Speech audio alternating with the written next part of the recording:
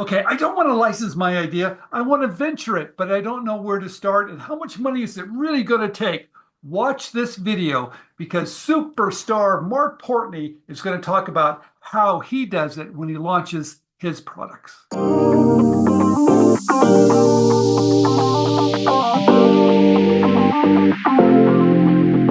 All right, I'm back with Marc Portney. Marc, thank you for coming back to inventRightTV.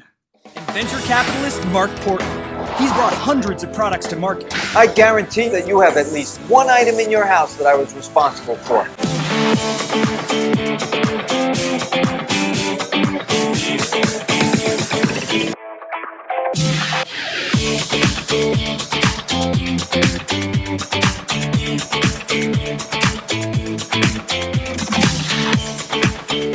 Hey, Stephen, how are you? Hey, every time we have you on, you're a big hit. People love you. I don't know what it is. What is it about you that people like so much? What is it? I have no idea. I guess I don't blow smoke up anybody's ass. I mean, is that what it is? I have no idea. It's just, and truth be told, we never talk about the what the subject's going to be. Never. Right? Am I lying? Am I lying? Well, We, I never know what you're going to ask me, and I never know what we're going to talk about. well, no, because your experience, you've done this a million times. You're one of those guys I always trust because you're going to give us the real deal. We might not like what we're going to hear, but you're going to know it's the real stuff. I appreciate that. I mean, sometimes you like it, sometimes you don't. It depends what you ask me. Well, I like it. Okay. So, you guys, today we're going to talk about this wonderful product called Halt. There it is. We're going to put a video on it too.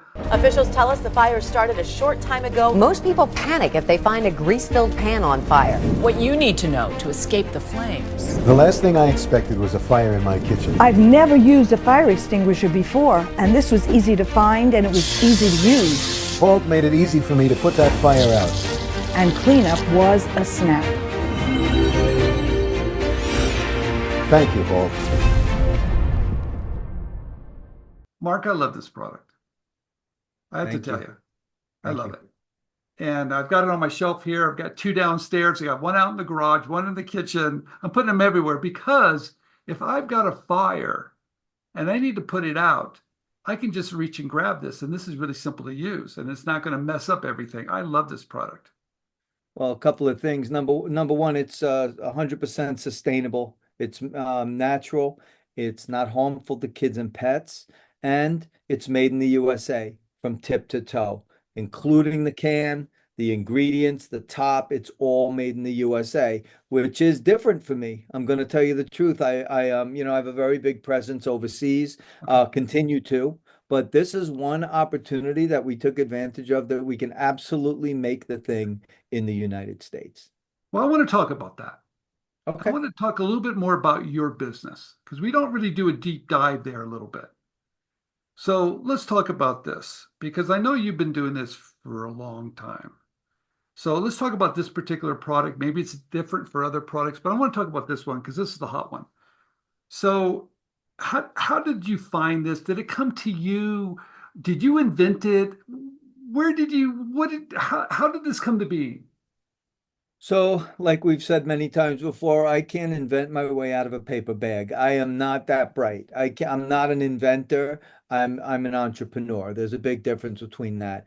And I've been doing this for about 35 years. I found the product, and there were other things out on the market, but they were a little bit caustic. They were imported. There was and that was a lot of them, if not all of them. So we took a look at this, and I started it off as a different brand name, and then that brand name morphed into the product that you're holding today. So we didn't have the idea. I mean, somebody is manufacturing that the contents, and it's their How invention. do you find that? I mean, do you just open up your mailbox and there it is? I mean, how do you find this? No, but I mean, with the TV background and the markportney.com and people submitting to my website, I get a lot of submissions. I know some people are going to be hot. He doesn't get back to me and all kinds of nonsense. But the truth is, I try to get back to everybody as best I can. Okay. But yes, that's how I find a lot of it. Also, people walking trade shows in the past, people have come up to me, and we look at market opportunities. So all of this came to be, and compare. We just took it and we figured out that, hey, this can be made in the United States. And that's exactly what we did. Okay. So you see this product, you evaluate it, you look at the point of difference compared to the other ones. You think this has got a great point of difference. And when this came to you, were they already manufacturing it? Did you have to find a US manufacturer? How did that all happen?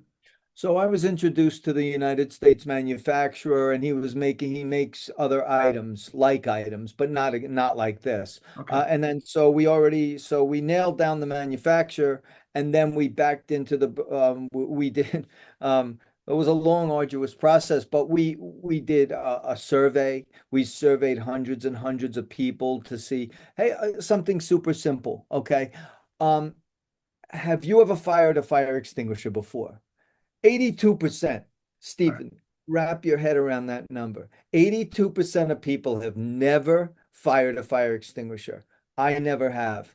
And based upon that, we got back feedback that says if it was not intimidating, what would be the percent chance that you would purchase an item like this? 85% of the people came back and said, I would absolutely do it. That, and then what we do something called a competitive analysis. So we see what's going on in the marketplace, and we analyze what's happening, who's selling, how much of it is being sold, et cetera, et cetera. Once we finish with that, then kind of the stars start to align, and we see if we're going to get behind it. Okay, that's really smart. You're doing that because you've done it through your whole career. You're testing to see if people will buy it, if there's big enough need. What does that cost to do that? The surveys were quite inexpensive. I mean, it wasn't even thousands. You know what Okay, I mean? It's like almost doable. So for the average person, it sounds like it's this big thing, it's but doable. with all of the tools that are out there now, you Okay, can do this stuff fairly inexpensively. nice. Okay, I love that. Okay, Yeah. so I've got the manufacturer, I've got a guy that's going to make it. How do you determine price? And how important is price? Oh, that's a good question. Prices, first of all, nobody works for nothing, right? So let's get that right out of the way, right off the top. But you also, part of the competitive analysis is who's out there? What are they selling it for? If you sold it for the same, if your proposition was to sell it for the same money, what kind of money would you be making there? Do Okay, you want to be a premium supplier? If they're selling it for 10, do I want to be 12 and be a premium supplier? Do I want to be a value supplier? If they're at 10, do I want to be at 750?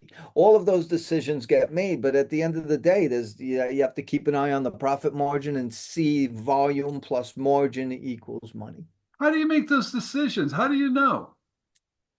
How do I know what? Whether I want to be Yeah, a I it depends on the market. So in this case, Halt, we want to be, and we are a premium supplier. We okay, have the best item out there, and we're not much more money if at all. We're probably like money, but we okay, are an absolute premium supplier to the marketplace. okay, got it.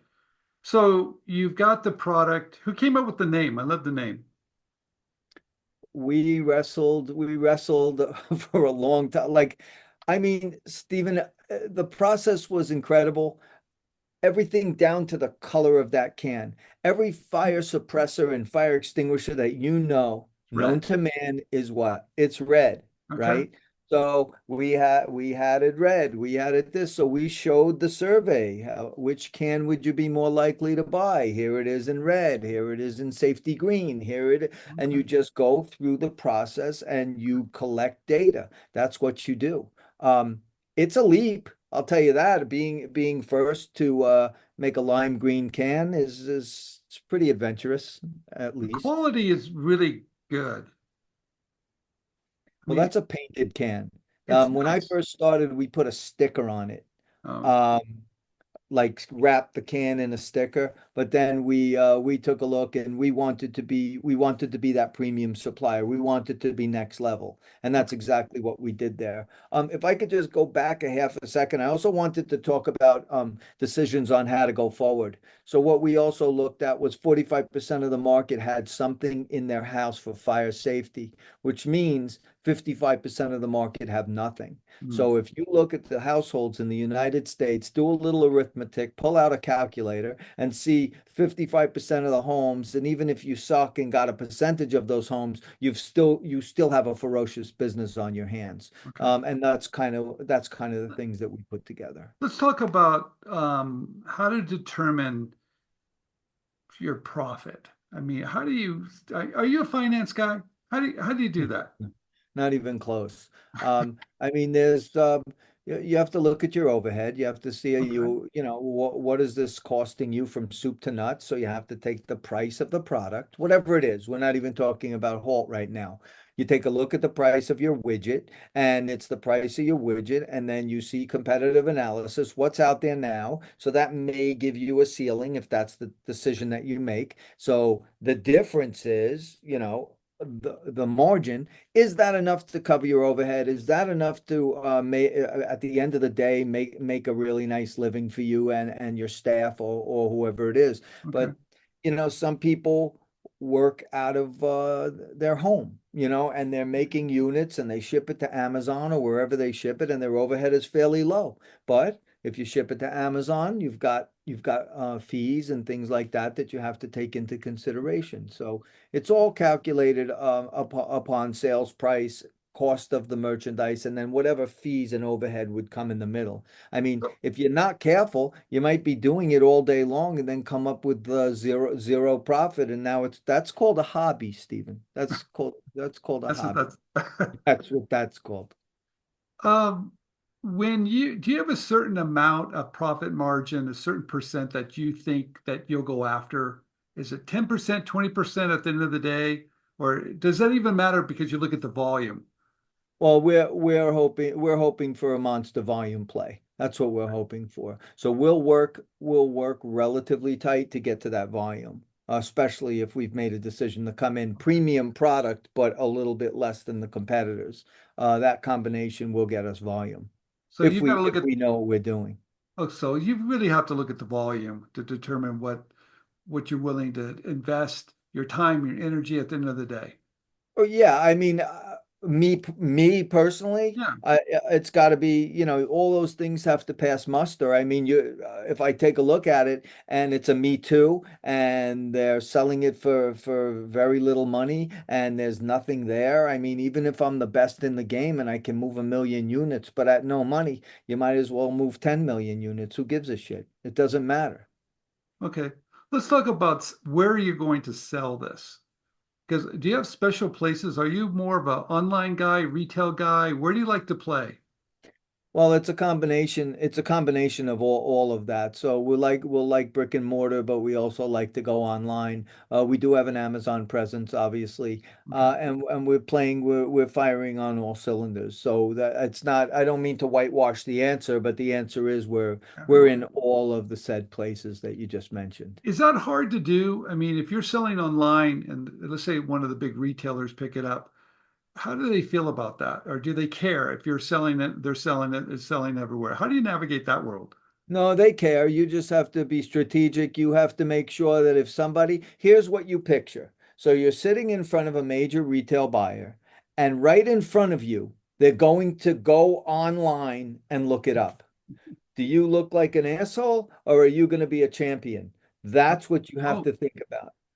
Picture yourself in front of that buyer who's Googling your item and looking online. If you think you're clever and you're going to undercut what they can retail it for in the store, it's going to be a short meeting, Stephen, a really short meeting. so you got to make sure everybody's making a little bit of money here. You have to make sure that you're strategically placed and that everybody's in the position to make money and nobody gets embarrassed and everybody can sell cohesively. That's really what you're talking about. So no one really has the crystal ball here, but Mm-mm. asking the right questions at the very beginning, doing your surveys, looking at the market, finding maybe a US manufacturer which is close by, that might be maybe positive. You don't have the shipping issues, all that kind of stuff too. But uh, are you just trying to reduce your risk and increase your chances? Short answer, yes. Long answer is the more work you put in up front is the better off you're going to be along the road. You're going to try to take as many bumps out of the road as humanly possible when you first start out. And that all comes with homework. If you think you're going to phone it in, guess again. You can't phone it in. Do the work, get the data, act appropriately. And I'm not saying there's any smooth road for anybody, but you're certainly going to take a lot of the guesswork out and a lot of hidden problems on your journey. When someone first starts out that tries to do this, what do you think the most common mistake is? It's a great that's a good question. I what do I think the most common mistake is? I think being underfunded would be my first answer. It took me a minute to think about it because there are selections in those answers, but I think being underfunded, it's like what they say about building a house or renovation. If you should add another 33% to it, I think, something like that. Certainly happened to me when I was building adding on to my home. So if you think you need $100, you really probably need 150 or something to that effect. So for the type of game you're playing with this, given how many units you think you want to sell, you're playing everywhere. How much money would you tell someone to have?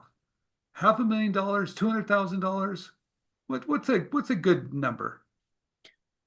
Um, I don't know if there's a hard answer. I don't know if there's a hard answer only because it depends on the product. So if you've got a low cost, a low cost item, then you're not going to obviously need as much money. But remember, you're going to have enough to manufacture it all. You're going to have enough for marketing, social media, being able to absorb and break even on some Amazon and online stuff for a while. You have to be able to figure all that in because people think like, oh, I'll just post it and boom, we're off to the races.